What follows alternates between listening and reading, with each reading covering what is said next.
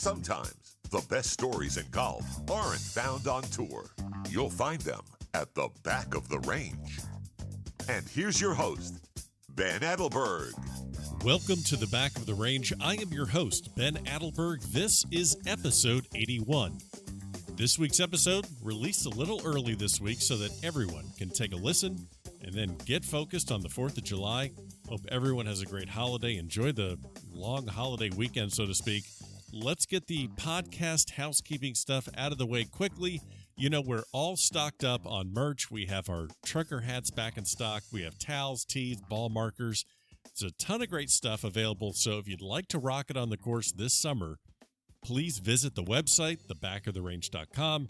That's where you can pick up all of this stuff for you or a friend or both. So remember, this just helps get the word out on the podcast. So if you've enjoyed it so far, your support is always appreciated. You know, I'm working on a couple other projects this summer. I think everyone is really going to enjoy them. It's definitely in the early stages, but you'll know it when you see it. So please make sure that you're following along on Facebook, Instagram, and Twitter. All the links are available in the show notes of this episode. The reviews keep flying in each and every week. I can't thank you enough for that. Please keep them coming. You know, when I'm stuck behind the computer editing for hours at a time and I get a new review in, it really does help keep pushing me through.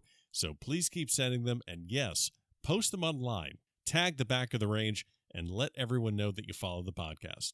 So on to this week's episode and another awesome example that the Back of the Range mojo is real. So if you're not aware of what this whole phenomenon is, it seems that anytime a guest comes on the podcast or has agreed to be on the podcast, great things tend to happen for that person on the golf course. So whether it's Blair Hamilton Monday qualifying for the Waste Management Open this year, or Todd Mitchell winning his first USGA event at this year's Four Ball, or Scott Harvey picking up another Thomas Invitational at LACC. Again, all of these people have been guests on the podcast this year, and the mojo is real. It just helped out our guest this week, Kristoffer Ventura. Chris was a three-time All-American at Oklahoma State University. He was part of last year's national championship team that featured Austin Eckroat, Zach Boshu, Matt Wolff, and Viktor Hovland. So I think everyone knows Viktor Hovland's name by now. He won the USAM last year. He had an incredible performance at the Masters and the US Open. So how did Viktor from Norway get all the way to Oklahoma State? Well, Kristoffer Ventura was there before him. He's from Norway as well, and I think he helped forge the path to Oklahoma State. So when Chris got a sponsor's exemption to the BMW event on the KornFerry Tour, I was able to speak with him about Oklahoma State, his up and down path as a professional thus far, and what the rest of the year was looking like for him. Well, that's all changed because this past weekend he won the Utah Championship with a comfort behind victory, and he actually closed it out on the third hole of sudden death. So you're going to see a lot more of Chris for the rest of this season on the KornFerry Tour. You're probably going to see him on the PGA Tour next year. So it's an excellent time to get to know him. Chris, thanks for joining me. Welcome to the Back of the Range. Thanks for having me. Absolutely. Well, before we get started, I am going to offer you the same thing that I offered your countryman Viktor Hovland for people listening to the Back of the Range that have listened to Viktor's episode. I know that you listened to it as well. Since he's a fellow countryman, you're both from Norway.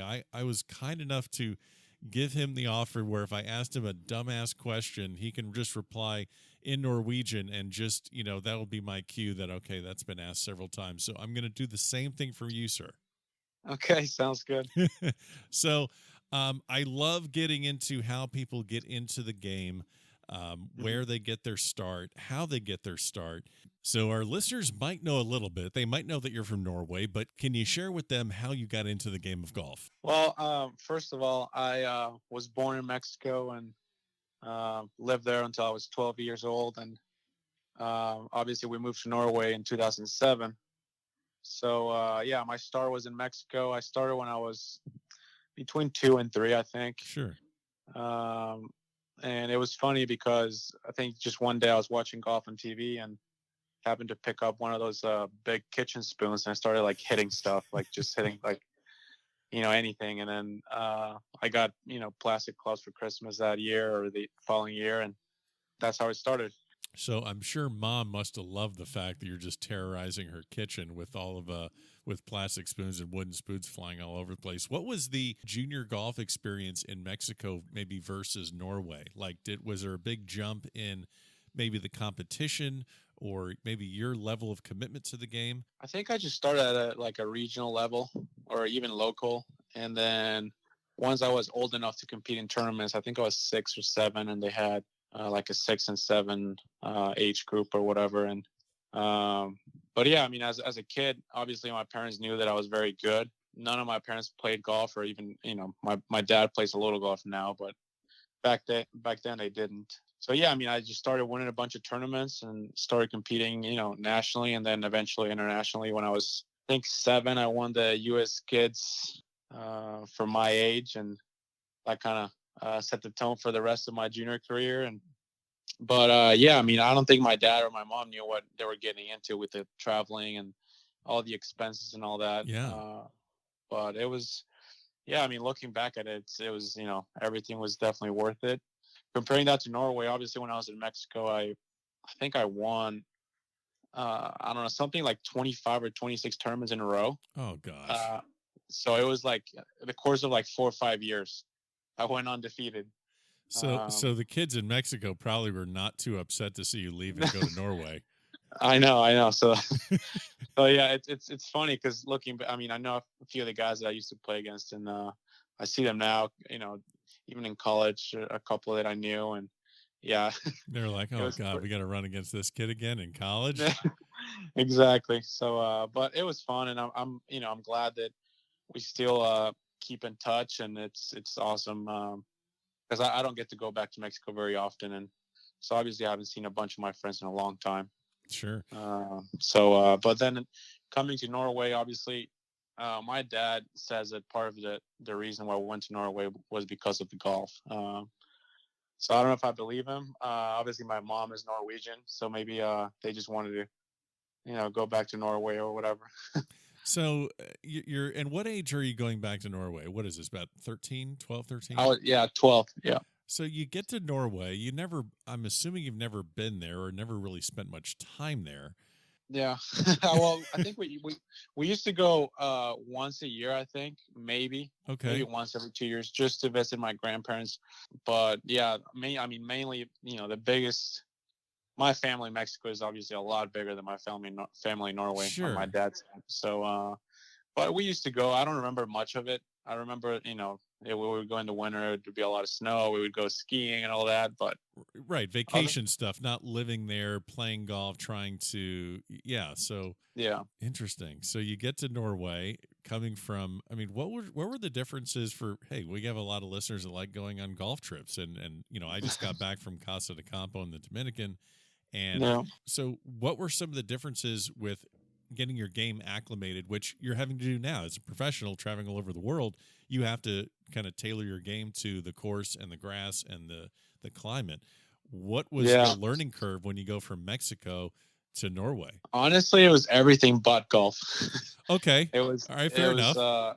Yeah, I mean, golf, if you're good somewhere, you're going to be good in Norway or whatever that is. Okay.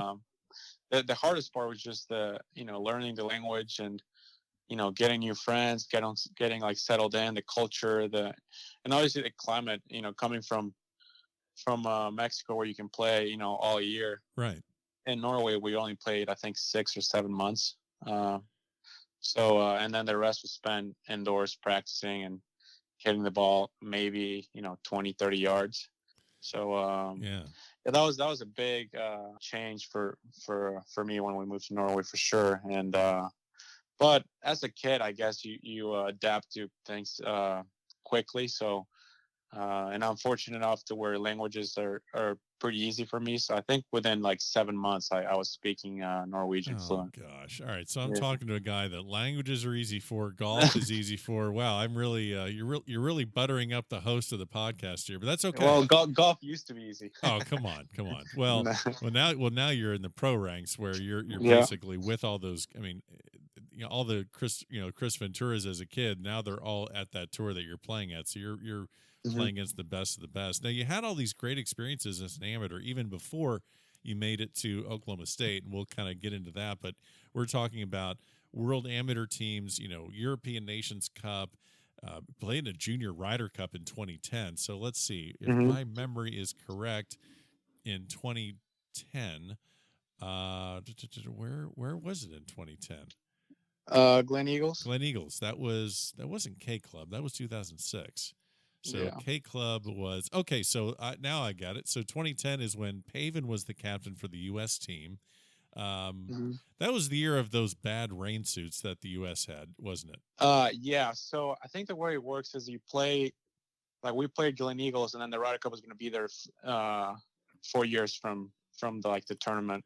Yeah. So we played we played at Glen Eagles that week, and then we flew to Celtic Manor, and we watched the guys, and we got to play a practice round at that course behind all the European players. So that was pretty cool. Any particular player that was your favorite at the time that kind of jumped out that really, whether they were on the Junior Ryder Cup team with you or maybe on the main team, have you always been a follower of Ryder Cup? Oh, for sure. And especially, I couldn't believe it until I got to Celtic Manor and saw, actually said hi to some of the players that I've always watched on TV. Right. So yeah, I mean, obviously, Lee Westwood and Rory McIlroy and all those guys, Sergio, we got to meet him, and that was pretty awesome. We didn't get to meet the U.S. players. Maybe that was on purpose. But yeah, I mean, it was awesome. And just being a spectator, as soon as I got there, I thought, this is where I want to be. That's probably the moment when I realized that it got a little real for me. And that's when I realized that, yeah, if I keep doing this and I keep getting better, this is for sure a possibility. Well, it is interesting when you really look at the Junior Ryder Cup. I know it gets maybe a little bit of a very small attention, in the grand scheme of things, because it's just such a massive event that the Ryder Cup. But you're there. I mean, I'm looking at some of the names that were there. I mean, Spieth is on the U.S. team. Justin Thomas is on the U.S. team. Denny McCarthy, Allison Lee. I mean, these are just names. Yeah. I mean, it's massive that who's there, and I can't imagine what kind of experience that is to be there. And you haven't even started college, and you're just looking at okay, this is where I want to go. Speaking of college, how did everything get off the ground and started for you at Oklahoma State, being in Norway? So it's kind of a bumpy ride there. I first committed to Arizona State. I don't remember the exact date, but it was early. And obviously playing Europe, traveling with the national team, there were a few of the coaches that always made it to the tournaments over there. So we kind of developed a relationship, even though we probably couldn't talk to them. We kind of knew they were there, and it was always the Arizona State coach, a TCU coach, a couple other coaches. And I mean, obviously I always had in the back of my mind that I wanted to go to college. Sure. And obviously, if you're good enough and can turn pro before that, I thought that was a big bonus. But looking back at it, I would have been way too immature to turn pro before college. Right. So yeah, and then I decommitted, and I think had about 4 or 5 months to make another decision, and that's when I first got introduced to Coach Braden. He was over in Scotland with, I think it was there by himself, but yeah, I mean, he was watching us play the European Boys Team Championship. And, it so happened that Victor was there too. And he's 2 years younger than me. So we were small. So I met him. I had a meeting with him. And after that, I talked to a couple of former players, OSU players, that is. And oh, sure. I just committed. I talked mainly to Pablo Martin. Okay. He was a really good player in college and won a couple of times on the European Tour. And I was fortunate enough to play a couple of challenge tour events with him in Norway, and had dinner with him. And from there on, I basically just committed. Took his word for it, and he said, if you want to go to college, Oklahoma State is a spot. I'm not just telling you because I went there, but right. That's just the way it is. Well, and I think anyone listening, that obviously people, we just got done with the NCAA's, everyone that follows college golf that's seen the last couple of years. I mean, you guys won the national championship at Carson Creek last year. Mhm. Oklahoma State very close to getting right back in that final this year. Take the facilities off the table, because every big name school now has the great facilities. They can Mhm. they're comparable here and there. Do you remember what some of the selling points were that Pablo mentioned, whether it be Coach Bratton or the culture? I guess I'm trying to just understand that, yeah, it's a big, massive golf school, but what are maybe some of the things that you saw that really attracted you to the place, to get to really feel comfortable there? First of all, I looked at former players, like all the players have gone through, Oh, and yeah, they're out on tour, and that was pretty obvious that obviously there's something they're doing right. sure. Uh, Obviously, being a Ricky fan, and basically what Pablo spoke to was just the culture. You don't go there if you're not serious about golf. If I wanted to party or if I wanted to have fun, I probably would have gone somewhere else Right. and had a good time, I'm sure. But I wanted to be a golfer. I want to be a golfer. So that was probably one of the best decisions that I've made so far. And other than that, he didn't mention any specifics. He didn't mention the facilities. When I first spoke to Coach Bratton, he wasn't selling the facilities like all the other coaches were. Okay, interesting. Because every coach is going to tell you, oh, we have the best putting greens, we have the best course. So and Coach Bratton was very low key about it. He told me our facilities are fine, the course is fine, and the school is fine. And I think you're going to like it. And that was different because I'd spoken to a bunch of coaches, and I thought that was a little odd that he wasn't selling it. He kind of let the results and the culture speak for itself. Interesting. Yeah. Yeah. So I thought that was really interesting, and I ended up committing there. And once I took my visit, I realized how crazy it was. Okay, so yeah, I can't let you get away with that. So when you say crazy, Yeah. I mean, yeah, you got to take care of your coursework, but I'm just thinking about like all the studs that are on that team. I mean, even just your senior year, you got Mm-hmm. Wolf, and you got Hovland, and Zach and Eckroad. I mean, you got all these, and Wood, and all these great players. How do you keep a team dynamic where you're chasing the same thing, but also in the back of your mind, that all of you want to get to the same spot as an individual? You want to win tournaments. You want to turn pro. You're kind of, I guess, you're sizing up. Sizing these guys up. Take us inside the locker room, so to speak. How do you guys coexist on a week to week basis? It was quite a journey, especially me. Obviously, I had Wyndham Clark was there, and Jordan Ebrig was there when I got there. Some of the older guys, and how do you get 10 strangers to almost play for each other every week and practice together and get along? That can't be easy. Right. I mean, just because you guys are wearing the same shirt and carry the same bag, it doesn't mean that you're all, best buddies all the time. I mean, I know you get I know. Right. I mean, at some point you're like, shit, man, this guy is just, I need a break from this guy. And and that's what that was a reality, obviously. Yeah. But that's what happens. I mean, we spent so much time with each other. It was basically all day together. We practiced together. Some of us went to classes together. We lived together. We ate together. We did homework together. It was, just the only break you got was when you went to bed, Yeah. I mean, could you form friendships outside of the team, or was it just like a bubble where I think you can for sure, but I didn't. Okay. It was just too much work. I don't think Victor did, or a few of the other guys did. It's so hard because you don't have time. Yeah. So obviously the only friends that I had and the only people I knew was my golf team, or my teammates. Yeah. So I knew some of the other athletes, but really just didn't have time. And so that obviously that was tough. But with that, we created a bond that's pretty much led to us, whatever we did last year and whatever some of the guys did this year. And I thought it was going to be like, obviously it was really competitive, but once you get there, you know it's going to end. In 4 years, this is going to be over. Yeah. So you want to play for each other and try to accomplish as much as possible in those 4 years. Because then after that, you're on your own. And that's what the coaches kept telling us. And I mean, looking back at it, I mean, it's only been a year and I already miss it. Just the whole atmosphere, because now you're traveling by yourself. Sometimes you eat by yourself. And I mean, it's tough. Or it can be tough sometimes. And like back in college, no worries. You just, wake up, practice, go to school, and play a tournament, and, do the same thing next week. So I have to ask, you're a 2018 national champion at Oklahoma State. A lot of the guys on that team were on this year's team. Where were you during this year's semifinal match?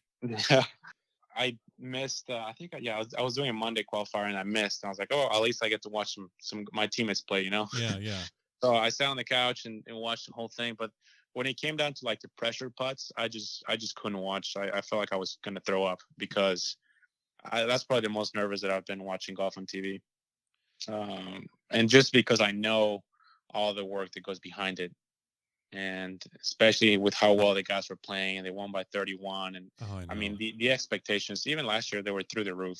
And last year we were fortunate to come out on top, but I mean, anything can happen in match play. You can go shoot 4 under and lose on the 15th hole. And yeah, that was brutal. I told my girlfriend, I said, just let me know what happened. Just I don't want to watch anymore. So and then when I didn't hear anything, I figured out it was something bad. But yeah, I mean that's golf. I mean that happens, I guess.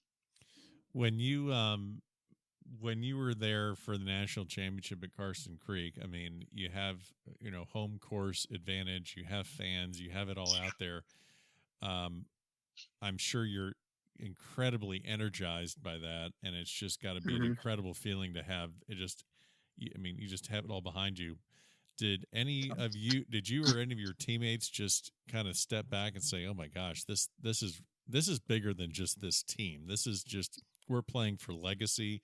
We're playing for guys like Pablo Martin and Ricky Fowler and Bob Tway, and I mean we're playing for."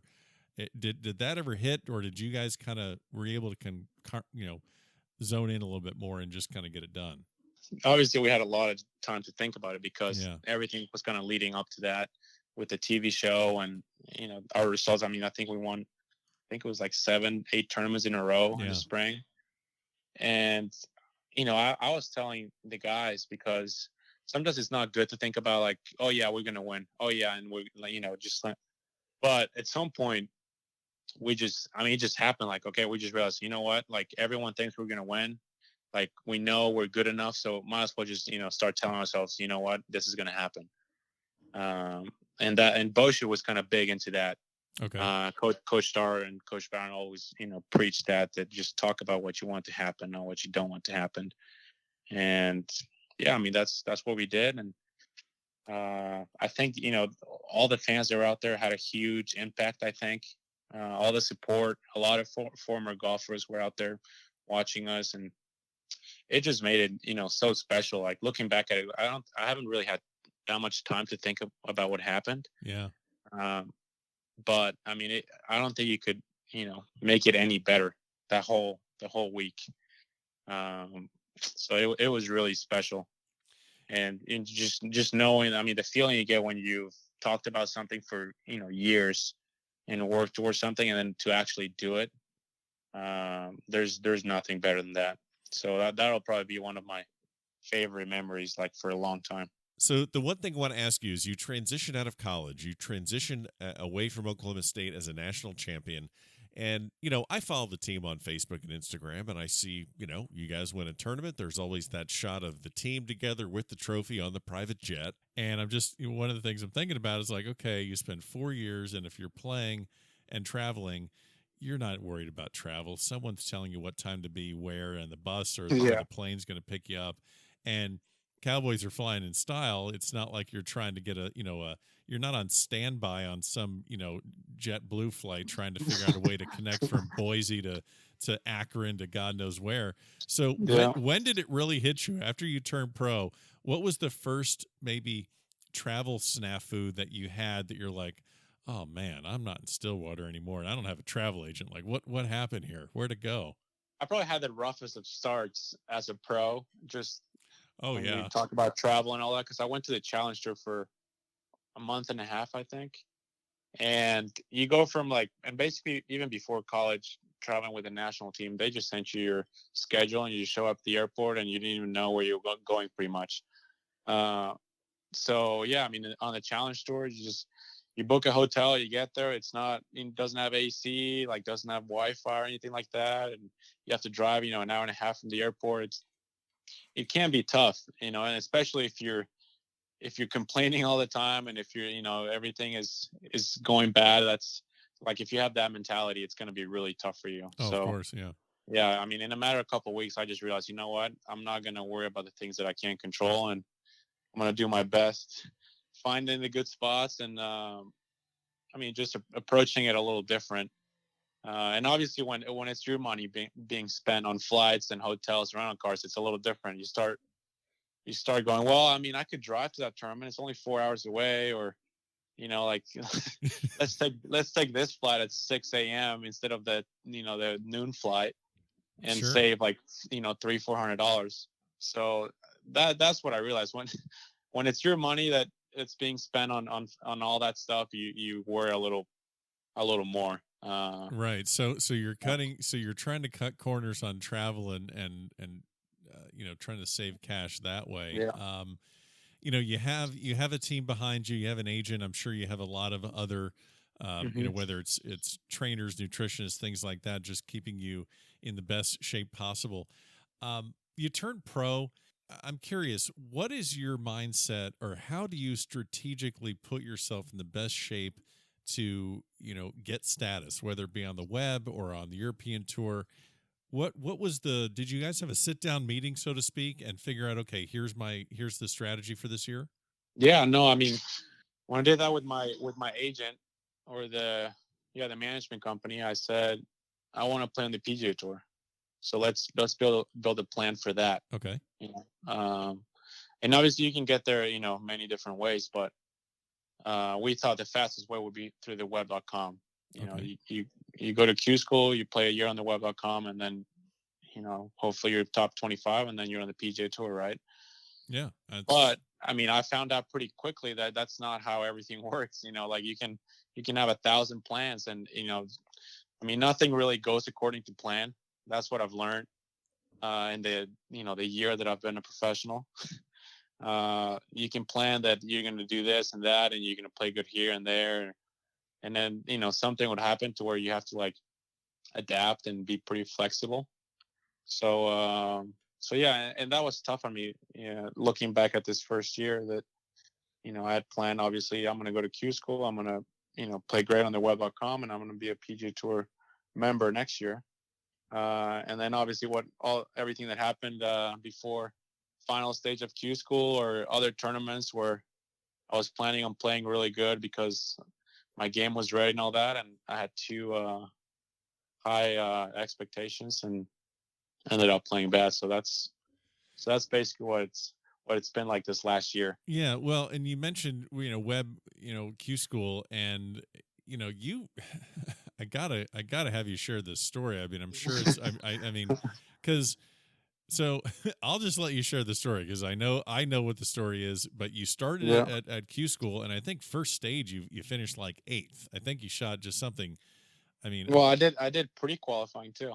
oh, okay, my fault. So you did pre-Q, and then you get Yeah. to first stage, and I believe in first stage you top 10 with a lot of mid 60 Mhm. rounds. So Yeah. I'll let you pick it up from there. So you go to second stage.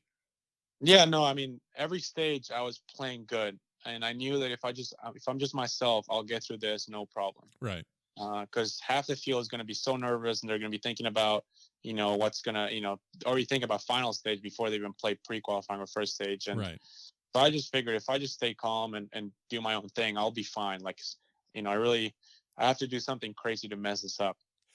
And it worked. I mean, it really worked until final stage. I was, getting through pretty easy, not winning, but I was, top 10 or 5th or Yeah. 10th or something. And yeah, once I got to final stage, well, the week prior to that, I was in Florida practicing and looking at a place to, because I moved to Florida early this year, so I was looking at apartments and stuff like that. And yeah, it just so happened that I had my appendix removed the Monday before the tournament. Yeah, So you spend the whole year getting yourself ready for this one time that you get this yeah, shot to get your card, and yeah. you have the most random medical thing happen that you can't Hmm. even. It's not even work related. It's not a golf injury. It's just this random thing, Yeah. which is so crazy about the game of golf because if I have my appendix out, I can get time off work and I still get paid and I got all that taken care of. And Hmm. even in other sports, you sign a contract, but there's no guarantees in golf.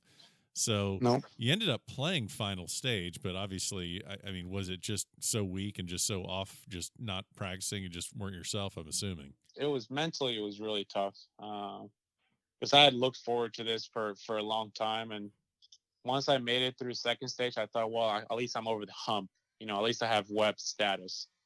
Uh, which turns out that if you don't finish like pretty high, it really doesn't mean much other than that your points count towards towards the reshuffles and stuff like that.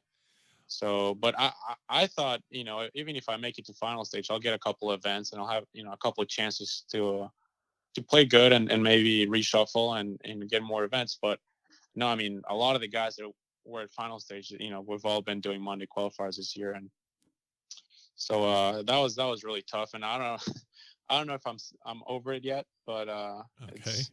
it's hard not to feel Yeah. sorry for yourself. But I mean, it just happens. Like I said, you can't control that. And I told the doctor, I was like, hey, can you give me something so at least I can play, and I promise I'll come back and come back for surgery. And they just laughed in my face. You're like, yeah, uh, dude, we can't. Yeah. yeah, they're like, no, you could die if we don't get it removed. So yeah, I mean, and I ended up playing because he said, there's no worst case for you right now. Like your problem is in a jar somewhere. So the only thing is, you can't practice until the first day of the tournament. So yeah, that was tough. And I ended up playing. I was hitting my driver about like 240, 250, and Oh God. way offline. And which that course, if you can just hit in the fairway, you're gonna shoot under par. You're gonna shoot 4 or 5 under par every day because you're gonna have wedges all day long. And I just hit in the desert a bunch. And I mean, I ended up shooting 2 under for 4 rounds, which I thought was pretty decent for That, where I was yeah. the previous Monday. But I ended up only beating like 5, 6 people. Oh, so this is one of those like 26 under, 27 under, just birdie I fest yeah, things. Yeah. I think 18 under was like top 40 or something, like Yeah. 16 under, 18 under. So you've played European Challenge Tour. I know you're doing Monday qualifiers. I know down here in South Florida you've played the minor league golf tour. We had Scott Mm-hmm. Turner who runs it. He was on talking about that tour. What kind of golf suits you the most? Are you the birdie machine that likes that gets to 63, 64 and just, puts the pedal down? Or do you think your game fits more for the ball striker US Open setup? Like what would you say is your game, so to speak? I would say it's more the second one, the US Okay. Open, like tough course, tough conditions. That's more my what suits me the best, but I'm trying to make it so that any course suits me the best, really. Sure. Well, I mean, uh and you have the yeah. ability to go low, and I'm always fascinated by players that, like for us amateurs, we get to 2 under or even par. We have a great round going, or whatever it is. We get in our comfort zone, and we're like, okay, if I can just keep my hands on the wheel and just guide it into the house, I can shoot 72, or I can shoot Yeah. 70, or maybe I break 70 for the first time ever. Hmm. Are you do you have anything set up in your mind consciously where you're like, okay, I'm at 4, I want to get to 6, or I'm at 6, I want to get to 8, or is that just natural to you? Like you just look at every hole as this is just a birdie hole. Every hole is a birdie hole. Well, it depends, obviously. When I play full tournaments, I think about I'm just gonna play every hole the best that I can, and whatever the ball ends up, I'll do my best from there. But when I've been playing the Monday qualifiers, I mean, you tee off at 12:30, and half the field is already in, and you got to shoot, seven under to get into a playoff. So now you can't, be 4 under and just, Right.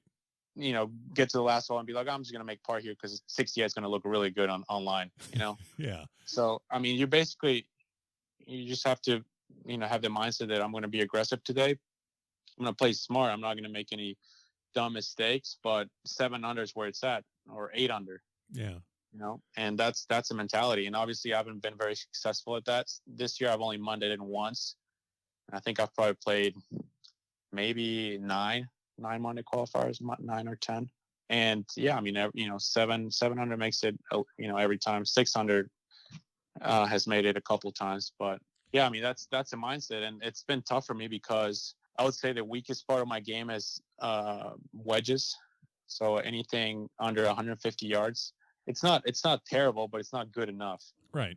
You want and some that's tap where ins.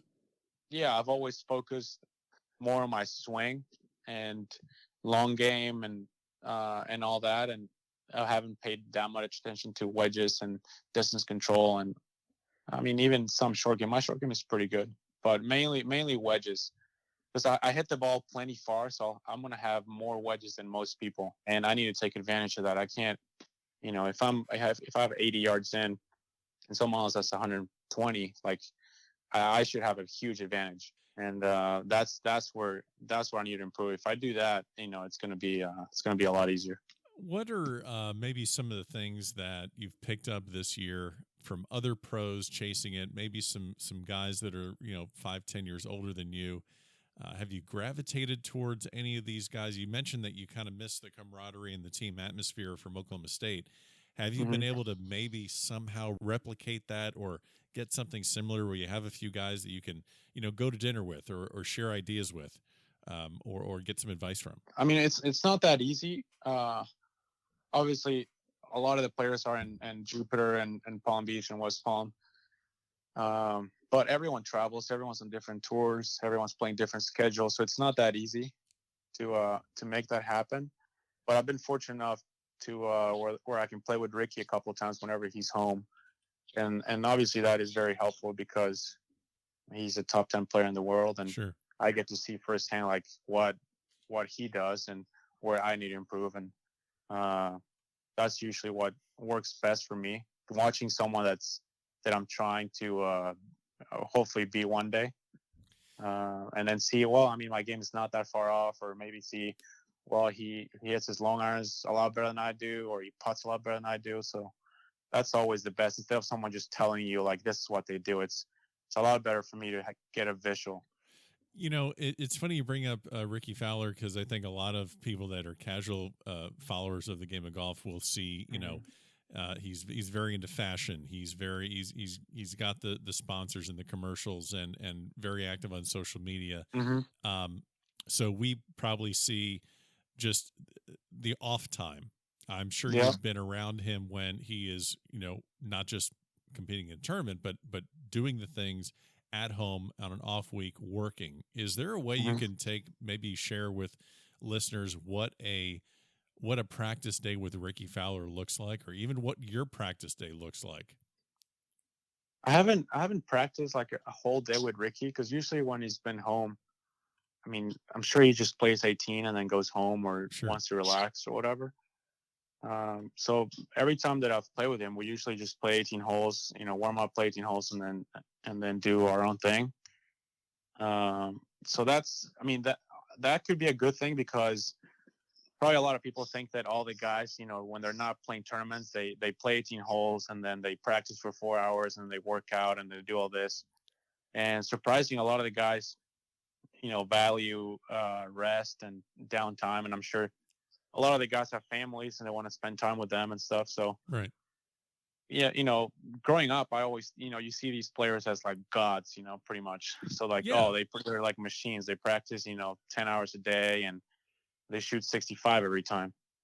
And, surprisingly, it's been more of the opposite, really. When they're at tournaments, they do the work and do works for them, and then they believe in it 100%. But I would assume when they're home, it's just a lot of, relaxing, hanging out with the family or friends or whatever. and whatever they do with their practice, they're really efficient. They'll go ahead, practice for an hour, maybe play 9 holes or 18, and then just go home. Sure. Well, you mentioned downtime. You're at the BMW Charity Pro-Am in South Carolina this week. Mm-hmm. I know you're gonna after you're done with this, at some point you're gonna get over on the racetrack and drive some of these cars around. Yeah. Yeah. What are some of the things if someone catches you in a hotel or an airport bar and just wants to have a conversation over a beer? What are some of the things that you enjoy talking about or you're interested in that have nothing to do with golf? What do you do to kind of unplug from golf? I like Victor. I watch a lot of movies, shows. I listen to a lot of podcasts. Oh, okay. I have one to recommend to you. So, yeah, no, I've listened to this one a bunch, and it's spent a lot of hours with podcasts, and it's perfect for long drives or flying. You can download them and stuff. So yeah, I mean, mainly it's series or shows, movies, a lot of music, and that's about it really. Because when you're traveling, there's not really that much to do. Yeah. And usually when you've been practicing all day, you don't want to then be a tourist for 4 or 5 hours in the afternoon, So No, of course. Well, and also I would imagine at this point your kind of eyes are on the prize of, okay, I need to get my work done at this tournament. Yeah. And you're more looking, I'm assuming right now you're just, how do I get myself in the best condition and my game in the best shape for Q School for coming up this fall? So, I mean, right now my situation is that I've been playing every Monday qualifier, and I was fortunate enough to get an invite for this week. And after this, we'll have to reevaluate and see what the best options are, because if I'm being honest, like Monday qualifiers are really tough to chase, even with web status. Everyone keeps telling you that, oh yeah, just go Monday qualify and then just go win or just go play really good and then sure. So that everyone tries to sell you that, like kind of like winning the lottery. It's like, yeah, just do this and then you'll be fine, and then you'll be, good to go. And I'm more of a guy that I would like to get as many opportunities as possible. I like to play full tournaments where I can, play 4 rounds and then see where I'm at, instead of just playing 1 round and then having to go home and then practice again. So for me now, after depending. Like this tournament will have a lot to say in what I do the remaining of the year. Because I haven't been a huge fan of just traveling and chasing the Mondays. So to be honest, you want to be on a tour where you can kind of set somewhat of a schedule and be right, because that makes perfect sense. So you're probably thinking about Canada or Latin America or Challenge Tour or something like that. Mm-hmm. Yeah, I didn't sign up for any of the Q schools for Canada or Latin America, but maybe the Challenge Tour could be an option. I mean, so I mean, at this point, like obviously, I would love to play good here and get better status, and then play the rest of the year, and either have a full card for next year or even get my PGA Tour card. So that would be the ideal. But then what if I play every Monday and don't make it, then I'm sitting here in 4 months with really nothing. Yeah, no, you're 100%. Having to go back to Q school. So, so that is a tough part. And a lot of guys, I see a lot of the same people at the Monday qualifiers, and a lot of the guys have been doing this forever. Whereas maybe if they would have gone to a different tour, maybe even a lower level, and develop, and you can climb through their world rankings through that too. So I mean, it's tough just having to play 1 round a week.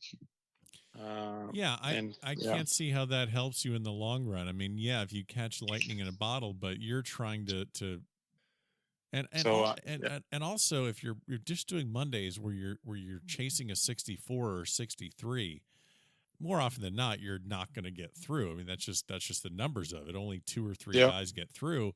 And at some point, that's just a lot of negative reinforcement, I'm thinking, over and over and over again. Yeah. I mean, it's really hard to stay positive about it when you're doing the Mondays and barely missing out every time.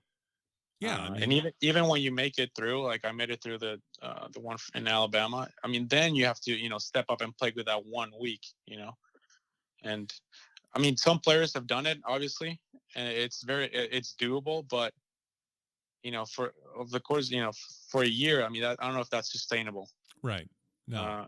Just mentally, and especially if you want to work on things, you can't really work on your swing or anything, and then go back and okay, I need to shoot 8 under today, and then tomorrow I'll be back at work. It's a little tough, and that's your reality. I mean, that's probably 90% of what professional golf is all about, because you only see the PGA Tour or the European Tour and then the web, and that's what people see on TV, and especially like people thinking that everyone's like shoots 65 every time, and they don't. What you see in a tournament on a Sunday, it's the best players in the world, and then there's only filming the best shots of that day. So you don't really see what it's like 100%. Of course. But I mean, and I've been fortunate enough to get a couple of invites for PGA Tour events, which has been really nice. So then I can compare and see where my game is at and what I need to improve. Well, you mentioned that. I mean, that perfectly leads me into the Quicken Loans. So you made your pro debut, I think it was last year at the Quicken Loans, and it's so funny. I mean, I know anyone that does a little research and finds your story is going to see that you were at a Quicken Loans as a kid, getting a kind of a lesson from Tiger Woods that whenever PGA Tour players are at an event, there's always a junior clinic, and you always see the little kids run up with their hats and getting them signed, and getting, watching kids hit a shot, and they'll mess with your grip. And there's a great picture of Tiger doing that for you. And then sure enough, that's where you make your pro debut. Yeah. Did you have a chance to kind of reconnect with him or even say hello to him at the tournament? I said hi to him, but I mean, he seemed so busy, and I'm not the guy that's gonna walk up to any player and just be like, hey, like my name is so and so, like here's my number, like call me, So that would have been hysterical if you did. Yeah, but my dad went up to him, and because it was through my dad that I got that opportunity, and I think it was 2005 that he was running had a foundation helping kids in Mexico, like the sons of caddies and stuff, to start playing the game of golf, and was fortunate enough to take a bunch of kids up to I think it was in Orlando, to a Tiger clinic, and I got the opportunity to meet him and get like a 15-minute clinic. So yeah, I think my dad went up to him, and my dad's not afraid to do anything like that. He'll walk up to anyone and just start talking. And that's great. So I think he had a few of the pictures and had Tiger sign them and took a couple of pictures with him. But yeah, he was more embarrassing me at the time. But looking back at it, he's right most of the time. Oh yeah, you got to get that done. So that's awesome that he did that. I'm really appreciative of the time you've been able to share with me today here at the back of the range. I know you're getting ready to go after this web event, and who knows where that's going to lead to. And just enjoy that, and best of luck the rest of the year. And hopefully we can catch up and do it again sometime when you're on the PGA Tour next year. For sure. I like the sound of that, and thanks for having me. And there you have it. Another great episode here at the back of the range. Special thanks to Kristoffer Ventura for joining us. Congrats again on the Utah Championship. Don't forget, we're on Facebook, Twitter, and Instagram. Keep leaving reviews in Apple Podcast. All of our previous episodes are available at thebackoftherange.com. Enjoy the 4th of July. We'll see you next week here at the back of the range.